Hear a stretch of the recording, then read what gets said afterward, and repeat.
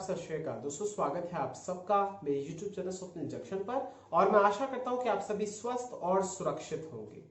दोस्तों, आज की इस वीडियो में मैं आपको बताने जा रहा हूं कुछ और अहम खबरों के बारे में, कुछ ऐसी महत्वपूर्ण जानकारियों के बारे में जिनका आपके लिए जानना बेहद जरूरी है। लेकिन उससे पहले मैं आपसे कुछ कहना चाहता हूं दोस्तों, और बात दरअसल ये है कि हम और आप हमारे नेताओं से क्या अपेक्षा रखते हैं। हम अपने नेताओं से यह अपेक्षा रखते हैं कि जब भी देश के ऊपर कोई संकट आए तो फिर हमारे देश की कमान संभाले हुए हमारे नेता, जिन नेताओं को इस देश का नेतृत्व सौंपा गया है इसी देश की जनता के द्वारा, वो नेता संकट की स्थिति में जनता के हित में पूरी तत्परता के साथ और त्वरित निर्णय लेंगे। जल्द से जल्द, शीघ्र अतिशीघ्र ऐसे कदम उठाएंगे जिससे इस देश की जनता को ज्यादा नुकसान ना पहुंचे। अगर लाभ नहीं हो रहा तो कम से कम बड़ी क्षति तो ना हो। लेकिन अब पिछले कुछ दिनों से जैसे दृश्य सामने आ रहे हैं, उसके बाद कुछ भी कहने सुनने के लिए बचा नहीं है। देश में 3,46,000 से ज्यादा केसेस बीते 24 घंटों में रिपोर्ट हुए हैं, एक दिन में। ये पूरे विश्व की, अगर मैं विश्व से अगर तुलना करूं तो पूरी दुनिया में सर्वाधिक है। एक दिन में इतने केसेस दुनिया के किसी भी अन्य देश में सामने नहीं आए जितने हमारे देश में सामने आए।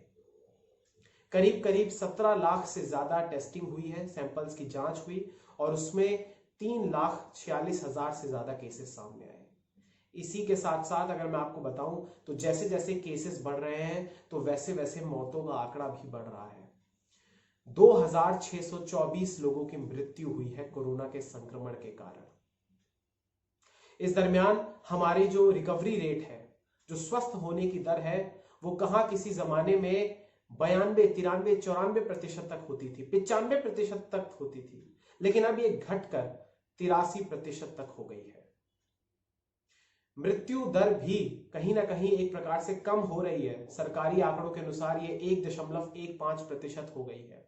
लेकिन अगर आप इसे मौत के आंकड़े से कंपेयर करें तो 2,624 लोगों की मौत हो जाना बीते 24 घंटों के दौरान ये चिंता का सबब है, चिंता का विषय है।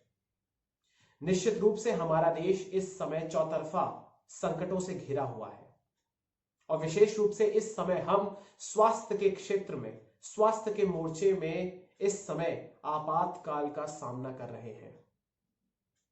बात करूं अगर मैं देश के प्रधानमंत्री की, तो गुरुवार हो या शुक्रवार, प्रधानमंत्री मोदी लगातार उच्च स्तरीय बैठकें कर रहे हैं। लेकिन क्या आपको ऐसा नहीं लगता कि यह बैठकों का दौर बहुत पहले ही शुरू हो जाना चाहिए था, या इसमें एक कंटिन्यूटी होनी चाहिए थी? क्योंकि बीते एक सप्ताह से जैसे हालात हमारे देश में उत्पन्न हुए हैं, उसे देखते हुए पूरी दुनिया का आज फोकस इंडिया की तरफ हो गया है। दुनिया के कई देश भारत की तरफ मदद का हाथ भी बढ़ा रहे हैं। भारत भी दुनिया के कई देशों से सहायता मांग रहा है। लेकिन वाकई में यह सोचने की बात है कि आखिर चूक कहां हो गई। आखिर हमारे देश के क्या उन बड़े बड़े वैज्ञानिकों को, या उन बड़े बड़े चिकित्सकों को, या हमारी सरकारों को क्या इस बात की भनक नहीं थी कि इस देश के भीतर दूसरी वेव भी आएगी महामारी की, और उसके बाद इतना बड़ा संकट उत्पन्न हो जाएगा? उदाहरण के तौर पर अगर आप देखेंगे तो हमारे देश का इंटेलिजेंस बड़े बड़े आतंकियों को पकड़ता है, बड़ी बड़ी ऐसे इनपुट्स दे देता है जिनके द्वारा या जिनकी सहायता से हमारी सेनाएं, हमारे सुरक्षा बल देश के दुश्मनों का सफाया करते हैं और देश को सुरक्षित रखते हैं। अगर हमारी इंटेलिजेंस इतनी मजबूत हो सकती है तो क्या हमारे वैज्ञानिकों ने, हमारे चिकित्सकों ने, डॉक्टर्स ने और हमारी सरकारों ने, और जो यहां पर बड़े बड़े स्वास्थ्य सचिव, स्वास्थ्य सलाहकार, स्वास्थ्य मंत्री, ना जाने कौन कौन बैठे हुए हैं, क्या ये लोग अनुमान नहीं लगा कर बैठे हुए थे कि इस देश में इतनी भयावह स्थिति भी एक समय पर आ सकती है? ये बैठकों का दौर जारी है।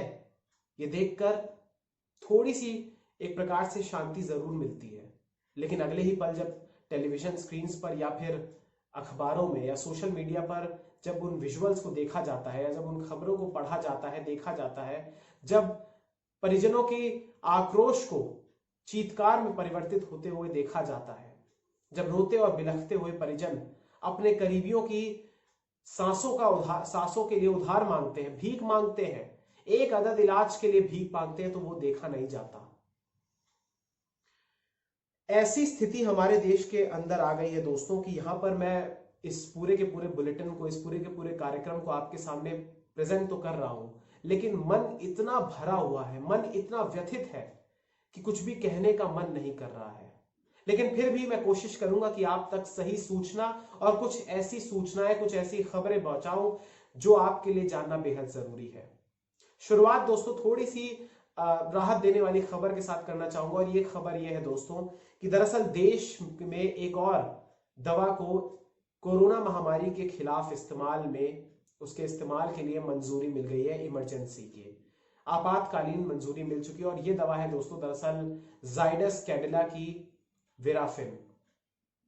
इसके जो ट्रायल्स हुए हैं उसके नतीजे सकारात्मक आए हैं, और ये दावा भी किया जा रहा है इस दवा के उत्पादक यानी जाइडस कैडिला के द्वारा कि दरअसल ये वैक्सीन या ये दवा अगर आप कोरोना संक्रमित मरीज को शुरुआती दौर में ही दे देते हैं तो फिर वो ठीक हो जाएगा। इसी के साथ साथ ये भी कहा गया कंपनी के द्वारा कि 7 दिन के अंदर ही 91% मरीजों की जो RT-PCR रिपोर्ट है वो नेगेटिव आई है। यानी जाइडस कैडिला की जो ये दवा है जिसका नाम विराफिन है, इसे DCGI की आपातकाल मंजूरी मिल गई है और बहुत शीघ्र आप इसका इस्तेमाल होते हुए देश में देखेंगे। कोरोना की फिलहाल 2 ऐसी वैक्सीन है जिनका देश में इमरजेंसी इस्तेमाल या जिनका टीका लगाया जा रहा है, और आप वो भली बात जानते हैं कौन सी है, कोविशील्ड और कोवैक्सिन। रूस की स्पुतनिक V को भी मंजूरी मिल गई है, हालांकि अभी तक देश में इसके टीका लगने की शुरुआत नहीं हुई है। तो ये एक खबर है।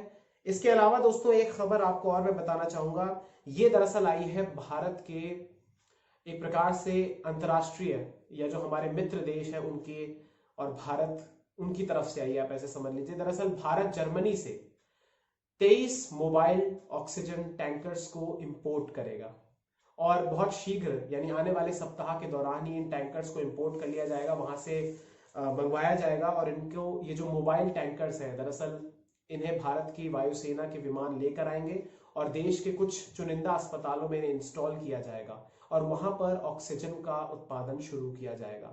जर्मनी से इनको मंगवाया जाएगा। इसके अलावा एक खबर और है, वो ये है कि सिंगापुर से और UAE से और अन्य दक्षिण एशियाई देशों से भारत क्रायोजेनिक टैंकर्स को भी लेकर आएगा। आज की खबर यह है कि शाम तक जब ये वीडियो मैं रिकॉर्ड कर रहा हूं तो उस दौरान इस बात का अपडेट आया कि शाम तक सिंगापुर से दरअसल जो क्रायोजेनिक टैंकर्स हैं 4 क्रायोजेनिक टैंकर लेकर भारत के विमान, वायुसेना के जो विमान है C-17 ग्लोबमास्टर, ये लेकर आएगा और देश में क्रायोजेनिक टैंकर्स को लेकर आया जाएगा। आने वाले समय में UAE से भी लेकर आया जा सकता है और अन्य दक्षिण एशियाई और दक्षिण पूर्वी एशियाई देशों से भी लाया जा सकता है। इसके अलावा दोस्तों देश में कई ऐसे बड़े बड़े उद्योगपति हैं, कई ऐसे बड़ी बड़ी औद्योगिक इकाइयां हैं जिसमें रिलायंस है, जिसमें टाटा है, जिसमें इफ्को है, ये तो सरकारी है, लेकिन ऐसे बहुत सारे उद्योग हैं, औद्योगिक इकाइयां हैं, कई सारे ऐसे स्टील के प्लांट्स हैं जो इस समय लिक्विड मेडिकल ऑक्सीजन का उत्पादन कर रहे हैं और ऑक्सीजन को दे रहे हैं, सप्लाई कर रहे हैं। ये बहुत ही अच्छी बात है। इसी के साथ साथ अगर मैं टाटा ग्रुप की बात करूं तो टाटा ग्रुप दरअसल करीब करीब 24 क्रायोजेनिक टैंकर्स को इंपोर्ट करेगा, बहुत शीघ्र इसे देश के सिस्टम में डाला जाएगा। तो ये कुछ राहत भरी खबरें हैं दोस्तों, लेकिन अब एक खबर और मैं आपको बताऊंगा जो कि आपके लिए जानना जरूरी है। ये खबर ये है कि दरअसल 1 मई से जो देश के अंदर कोरोना महामारी के खिलाफ टीकाकरण अभियान चल रहा है उसके तीसरे चरण की शुरुआत हो जाएगी। और इसके तहत आप जानते हैं दोस्तों कि 1 मई से 18 वर्ष से ऊपर के आयु वाले तमाम देश के जो लोग हैं उनको टीका लगाने की प्रक्रिया शुरू होगी, वो टीका लगवाने के पात्र होंगे। इसके तहत आपके लिए जानना जरूरी है कि इसका रजिस्ट्रेशन यानी इसका पंजीकरण कब से शुरू होगा। तो आप ये जान लीजिए कि इसका रजिस्ट्रेशन दरअसल 28 अप्रैल से शुरू होगा।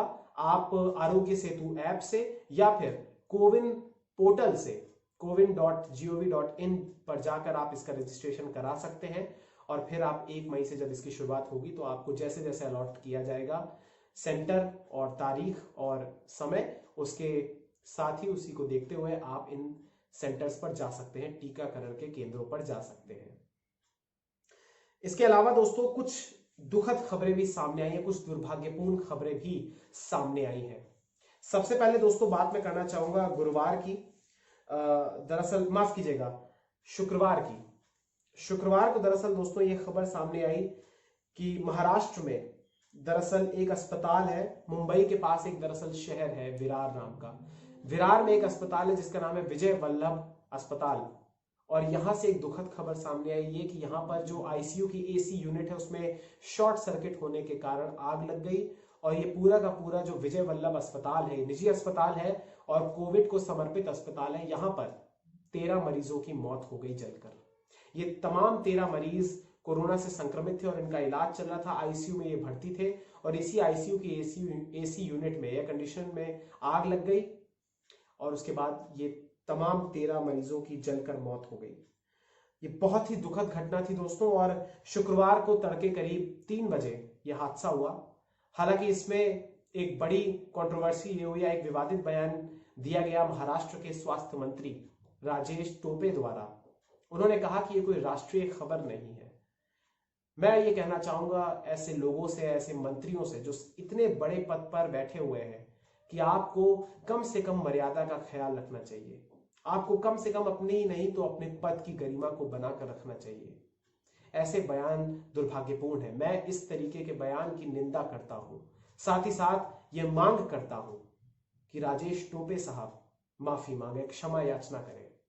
इतना असंवेदनशील बयान शायद ही कोई दे सकता है जो इन्होंने दिया है।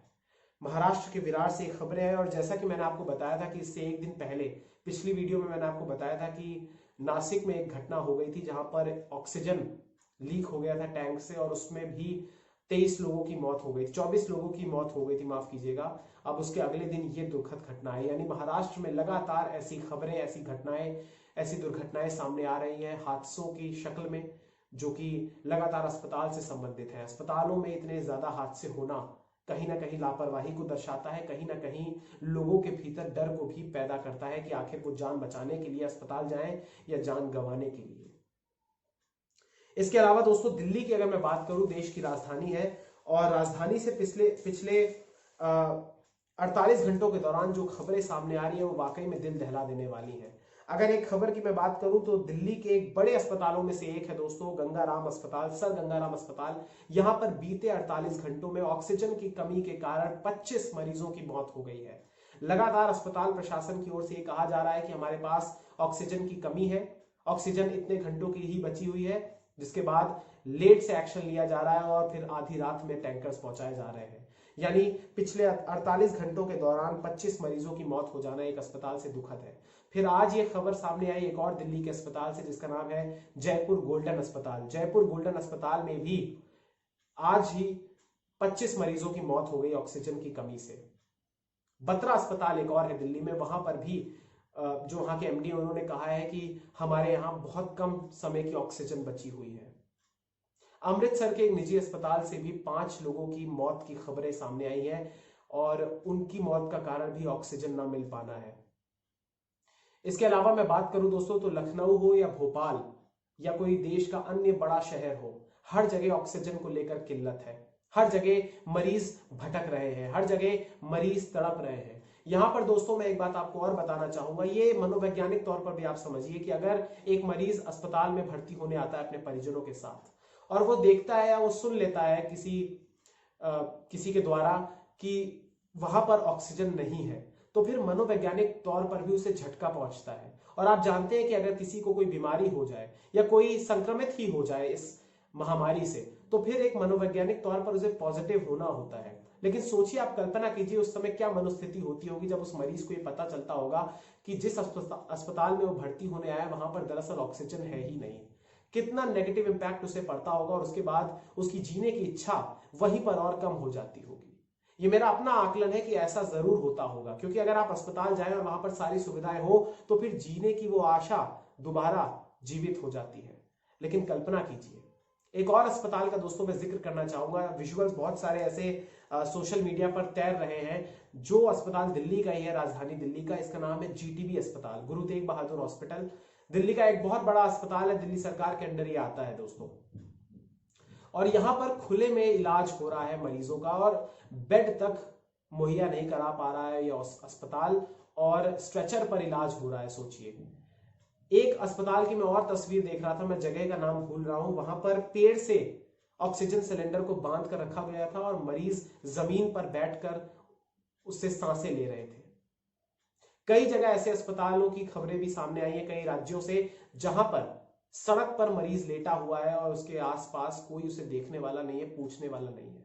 कई ऐसी रिपोर्ट्स, कई ऐसे दृश्य सामने आए हैं जिसमें लगातार ऑर्गन तस्करी की भी बात हो रही है। परिजनों की ओर से आरोप लगाए जा रहे हैं मेडिकल स्टाफ की तरफ, मेडिकल स्टाफ के ऊपर, कि उनके परिजन कल तक तो ठीक थे लेकिन आज कैसे उनकी मृत्यु हो गई। ऐसे वीडियोस भी वायरल है। मैं इन तमाम वीडियोस की पुष्टि नहीं करता हूं, लेकिन सरकार से जरूर ये निवेदन करना चाहूंगा, एजेंसियों से जरूर ये निवेदन करना चाहूंगा कि ऐसी घटनाओं की भी एक प्रकार से संज्ञान लीजिए, क्योंकि ये अगर ऐसा हो रहा है, अगर अंगों की तस्करी हो रही है, तो इससे ज्यादा दुर्भाग्यपूर्ण कुछ नहीं हो सकता। बात अगर तस्करी की हो रही है तो यहां पर बात चोरी की भी होनी चाहिए। भोपाल और दिल्ली से लगातार ऐसी खबरें सामने आई हैं कि वहां पर रेमडेसिवियर के इंजेक्शंस को उनकी कालाबाजारी करके रखी गई और उन्हें फिर बड़े दामों में बेचा जा रहा है। मेरठ से भी ऐसी खबरें सामने आ रही है, एक इंजेक्शन को 25 से 30 हजार, कई जगह 45 हजार तक बेचा जा रहा है। एक खबर में और पढ़ रहा था, वहां पर ऐसा था कि एक मरीज को रेमडेसिवियर इंजेक्शन लगाया उसको गया, उसको बताया गया कि आपको रेमडेसिवियर लगाया जा रहा है और उसे पानी लगा दिया गया, उस इंजेक्शन में सिरिंज में पानी भरकर लगा दिया गया और बाद में उसकी मौत हो गई। सोचिए, इतनी दुर्भाग्यपूर्ण खबरें इस देश से सामने आ रही हैं। ये कौन लोग हैं, ये किस प्रकार के लोग हैं जो इस कठिन समय को भी एक अवसर के तौर पर देख रहे हैं? ये सोचने की बात है। इसके अलावा दोस्तों, अब इस वीडियो के अंत में मैं आपको कुछ अहम बातें और बताना चाहूंगा जो कि प्रधानमंत्री की बैठकों से संबंधित है, क्योंकि आपके लिए जानना यह भी जरूरी है कि आखिर देश के मुखिया क्या कर रहे हैं इस समय। गुरुवार को दोस्तों दरअसल प्रधानमंत्री मोदी की एक बैठक होती है जिसमें आला अधिकारियों के साथ वो चर्चा करते हैं, पूरे हालात की समीक्षा करते हैं। उच्च स्तरीय बैठक होती है, इसमें बहुत सारे ऐसे निर्णय लिए जाते हैं। सबसे पहले तो इसमें एक प्रकार से जो बातें होती है उसमें ये कहा जाता है कि ऑक्सीजन की सप्लाई में बाधा अगर उत्पन्न होती है तो इस स्थिति में अधिकारियों की जिम्मेदारी को तय किया जाएगा, ऐसा पीएम ने स्पष्ट निर्देश दिया है। इसके बाद ही दोस्तों, पीएम के निर्देश के बाद ही गृह मंत्रालय ने एक आदेश जारी किया और उस आदेश के मुख्य बिंदु मैं आपको समझाना चाहूंगा क्योंकि ये बहुत जरूरी है आपके लिए। और इसका जो केंद्र है दरअसल वो ऑक्सीजन को लेकर ही है। तो इसमें जो अहम बातें हैं, जो महत्वपूर्ण बातें हैं इस पूरे आदेश की, वो आप जान लीजिए। सबसे पहले गृह मंत्रालय की ओर से कहा गया है कि राज्यों के बीच ऑक्सीजन के वाहनों की आवाजाही बिना किसी रोक टोक की होगी। यानी ऐसी खबरें सामने आई थी कुछ दिन पहले कि जैसे दिल्ली सरकार की ओर से ये आरोप लगाए गए थे कि हरियाणा सरकार और उत्तर प्रदेश की सरकार उनके यहाँ ऑक्सीजन को आने में बाधा उत्पन्न कर रही है, क्योंकि आप जानते हैं कि ऑक्सीजन का कोई भी प्लांट दिल्ली में मौजूद नहीं है। इसलिए दिल्ली दूसरे राज्यों पर निर्भर करता है और दिल्ली के शिक्षा मंत्री और उप मुख्यमंत्री मनीष सिसोदिया द्वारा ये गंभीर आरोप लगाए गए। इसी के बाद ये दरअसल ये निर्णय एक प्रकार से लिया गया कि राज्यों के बीच ऑक्सीजन के वाहनों की आवाजाही निर्बाध रहेगी, यानी उसमें कोई भी बाधा उत्पन्न नहीं की जा सकेगी।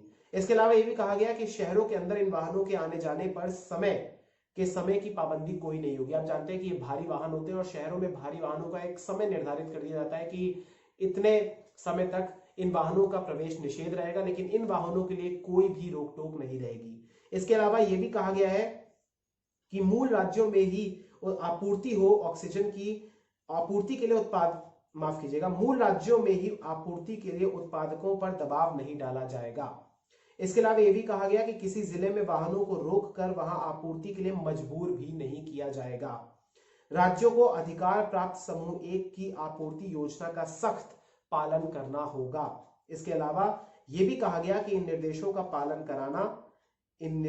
पालन कराना डीएम, एसएसपी, एसपी और डीसीपी की जिम्मेदारी होगी और अगर यहां पर कोई भी ऑक्सीजन की सप्लाई में रुकावट आती है तो उस जिले के संबंधित डीएम और एसपी वहां के नपे जाएंगे। तो ये तमाम बातें कही गई है और उन पर आपदा प्रबंधन कानून के तहत कार्रवाई की जाएगी। इसके अलावा ये पीएम की बैठक गुरुवार को, उसके बाद ये पूरा का पूरा निचोड़ निकलकर सामने आया, लेकिन एक बैठक या 3 बैठकों का दौर और शुरू हुआ दोस्तों, जो कि शुक्रवार को हुआ और इस दिन कंट्रोवर्सी भी हुई एक। लेकिन सबसे पहले मैं बताना चाहूंगा कि देश के प्रधानमंत्री नरेंद्र मोदी ने बैठकों के सिलसिले को शुक्रवार को भी जारी रखा। और वहां पर अगर मैं आपको बताऊं तो पहले उन्होंने कई आला अधिकारियों के साथ बैठक करी, उसके बाद देश के 11 राज्यों और केंद्र शासित प्रदेश के मुख्यमंत्रियों के साथ भी उन्होंने बैठक करी, जो कि सर्वाधिक तौर पर प्रभावित है कोरोना महामारी से। और इस दौरान वहां पर एक निचोड़ ये निकला कि तमाम लोगों को पूरे समन्वय के साथ और सहयोग करते हुए, भागीदारी करते हुए एकजुट होकर लड़ना होगा इस युद्ध के खिलाफ, इस युद्ध को कोरोना महामारी के खिलाफ, तभी हम इस लड़ाई को जीत सकते हैं। अब यहां पर दरअसल ये भी कहा गया कि ऑक्सीजन की सप्लाई को लेकर मुख्यमंत्रियों को आश्वस्त किया गया है। अब इस पूरी की पूरी बैठक में दोस्तों, चूंकि ये इन हाउस बैठक थी तो इसमें ज्यादा बातें निकलकर सामने नहीं आई, लेकिन निचोड़ ये है कि जो विपक्ष के, जहां पर विपक्ष की सरकार है, जहां पर बीजेपी की सरकार नहीं, यानी गैर बीजेपी शासित राज्य हैं, उनके मुख्यमंत्रियों ने समस्याएं गिनवाई, जिसमें अरविंद केजरीवाल जो कि दिल्ली के मुख्यमंत्री हैं, उन्होंने समस्याएं गिनवाई। उनका एक किस्सा भी, उनका एक कांड भी सामने आ गया। उन्होंने दरअसल अपने भाषण को उसकी लाइव स्ट्रीमिंग कर दी, और जब ये बात प्रधानमंत्री को पता चली तो प्रधानमंत्री ने उन्हें डांट भी लगाई और उसके बाद उन्होंने क्षमा भी मांगा, केजरीवाल ने। ये हरकत कैसी थी, इस पर मैं कोई टिप्पणी नहीं करना चाहूंगा। हालांकि अगर मैं सैद्धांतिक तौर पर जाऊं, चूंकि जो परंपरा है इन हाउस मीटिंग की वो ये होती है कि आप इसको लीक नहीं कर सकते बाहर, लेकिन ये गलत था सैद्धांतिक तौर पर।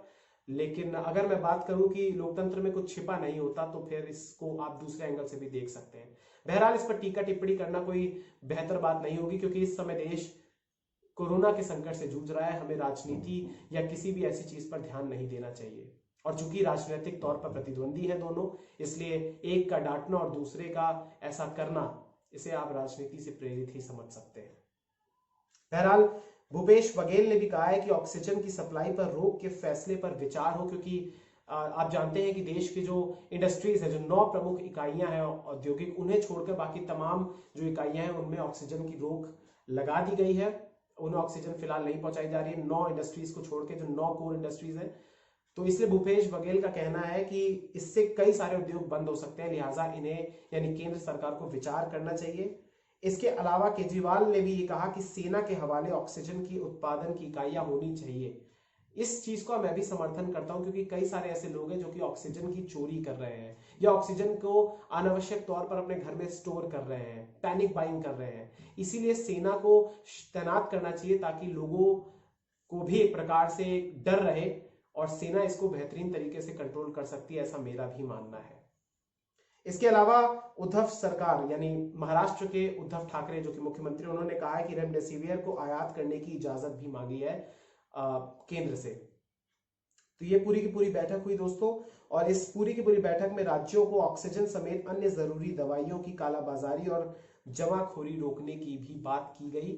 और जो इससे पहले बैठक हुई थी उसमें आला अधिकारियों से देश के हालात पर, कोरोना के हालात पर समीक्षा की गई। और जो इसके बाद बैठक हुई, यानी ये दूसरी बैठक थी, और तीसरी बैठक जो प्रधानमंत्री ने शुक्रवार को ली, वो ली थी देश के ऑक्सीजन उत्पादकों के साथ। तो वहां पर इस बात को लेकर चर्चा हुई कि कैसे उत्पादन और ज्यादा बढ़ाया जाए, कैसे ट्रांसपोर्टेशन अच्छे तरीके से सुनिश्चित किया जाए, क्योंकि देश में उत्पादन के अगर दृष्टि से मैं आपको बताऊं तो कमी नहीं है, लेकिन जो ट्रांसपोर्टेशन है या जो हमारे पास संसाधन है, जिसमें जंबो सिलेंडर्स की कमी है, जिसमें क्रायोजेनिक टैंकर्स की कमी है, यहां पर बहुत बड़ा लूप होल आ रहा है। इसीलिए ऑक्सीजन एक्सप्रेस भी चलाई जा रही है, जो कि कहीं ना कहीं आप समझिए कि विशाखापट्टनम से मुंबई जा रही है। तो कई कुछ जो ऑक्सीजन की एक्सप्रेस है वो दरअसल लखनऊ भी आई है, वहां पर टैंकर्स को उन्होंने डिलीवर किया है, वाराणसी में डिलीवर किया है, नागपुर में डिलीवर किया है। तो ऐसे देश के अलग अलग हिस्सों में ऑक्सीजन एक्सप्रेस के माध्यम से ऑक्सीजन पहुंचाई जा रही है, उन शहरों में पहुंचाई जा रही है, उन राज्यों में पहुंचाई जा रही है जहां पर सर्वाधिक तौर पर ऑक्सीजन की किल्लत है। साथ ही साथ एयरलिफ्ट करते हुए भी ऑक्सीजन के खाली क्रायोजेनिक टैंकर्स को भी पहुंचाया जा रहा है, जिससे एक तरफ का जो समय है वो बच जाए। तो इस समय युद्ध के हालात है, युद्ध स्तर पर कार्रवाइयां भी हो रही हैं, युद्ध स्तर पर कदम भी उठाए जा रहे हैं, लगातार अस्पताल भी बनवाए जा रहे हैं। डीआरडीओ हो या हमारी सेनाएं हो या फिर कुछ ऐसे निजी संगठन हो या आम जनता हो, लगातार इस समय एक बहुत बड़ा तबका है जो कि मदद कर रहा है, सब कुछ भूल भाल कर। हमें उनका सहयोग करना है, हमें हर जरूरतमंद की मदद करनी है जितनी हमारी क्षमता हो उसके आधार पर। तो साथ ही साथ दोस्तों, अब इस बुलेटिन को समाप्त करने का समय आ गया है, क्योंकि वाकई में बहुत दुखद स्थिति है। और एक बात मैं आपसे ये दोस्तों जरूर कहना चाहूंगा कि इस देश के भीतर जो हालात उत्पन्न हुए हैं, क्या इन्हें रोका नहीं जा सकता था, या क्या इन्हें कंट्रोल नहीं किया जा सकता था? ये इस पर आप गौर जरूर कीजिएगा। लेकिन अब चूंकि संकट आ चुका है, संकट बड़ा है, इसलिए अब आपसे एक बार फिर से निवेदन करना चाहूंगा कि आप अपने घरों से बाहर ना निकलिए, घरों में रहिए जब तक बहुत ज्यादा जरूरी कार्य ना हो। बाहर अगर निकलना भी है तो जितना कम हो सके कम समय के लिए जाइए, कम सदस्यों के साथ जाइए, कोशिश कीजिए अकेले ही जाइए, और डबल मास्क लगाकर जरूर जाइए, और भीड़ भाड़ वाले इलाकों में मत जाइए। बहरहाल दोस्तों, ये दुखद खबरें देश से सामने आ रही हैं, लेकिन अभी भी कुछ ऐसे लोग हैं जिनके कारण ये देश अभी भी चल रहा है, और वही लोग दरअसल इस देश के एक प्रकार से युद्धवीर हैं, इस देश के लिए एक अवतार के तौर पर है जो मदद कर रहे हैं इस समय। आप सब भी अपने क्षमता अनुसार लोगों की सहायता कीजिए, अपना बहुत ख्याल रखिए, और उम्मीद करते हैं दोस्तों कि जिस प्रकार से हमारे न्यायपालिका अलग अलग, आप जानते हैं कि अलग अलग कोर्ट्स जो राज्यों में मौजूद है, चाहे पटना हाईकोर्ट हो या कलकत्ता हाईकोर्ट हो या महाराष्ट्र की हाईकोर्ट हो, बंबई हाईकोर्ट हो या मध्य प्रदेश का हाईकोर्ट हो, लगातार, या इलाहाबाद हाईकोर्ट हो, दिल्ली हाईकोर्ट हो, मद्रास हाईकोर्ट हो, और कुछ अगर हाईकोर्ट्स रह गए तो मैं क्षमा चाहूंगा, लेकिन लगातार ये अपनी अपनी राज्य सरकारों को फटकार लगा रहे हैं ऑक्सीजन के क्षेत्र में, ऑक्सीजन की सप्लाई को लेकर और बेड्स की सप्लाई को लेकर, वेंटिलेटर को लेकर। तो न्यायतंत्र इस समय जागा है। सुप्रीम कोर्ट ने भी केंद्र सरकार को फटकार लगाई है कि आप हमें 4 मुद्दों पर उनको नोटिस भेजा है, जिसकी सुनवाई अगली अब मंगलवार को होगी। तो देखना ये होगा कि आखिर अब चूंकि न्यायतंत्र भी जागा है, तो क्या राज्य सरकारें और केंद्र सरकार कितनी तीव्र गति के साथ सिस्टम को दुरुस्त करती है, और ये जो लूप होल्स आ रहे हैं इन्हें कब तक बंद करती है। कालाबाजारी, जमाखोरी रुकनी चाहिए, अन्यथा जो डिजर्विंग है, जिसे सख्त जरूरत है, वो व्यक्ति जान से चला जाएगा। और एक बात याद रखिएगा दोस्तों कि कोरोना से मौतें कम, और सिस्टम की लापरवाही और सिस्टम में मौजूद जो लूप होल्स हैं और सिस्टम की तैयारियों का अभाव उनकी जान ले रहा है। ये दुखद है, ये बहुत ज्यादा दुखद है। बहुत बहुत शुक्रिया, बहुत बहुत धन्यवाद। जय हिंद, जय भारत, वंदे मातरम, इंकलाब जिंदाबाद, सत्यमेव जयते। नमस्कार।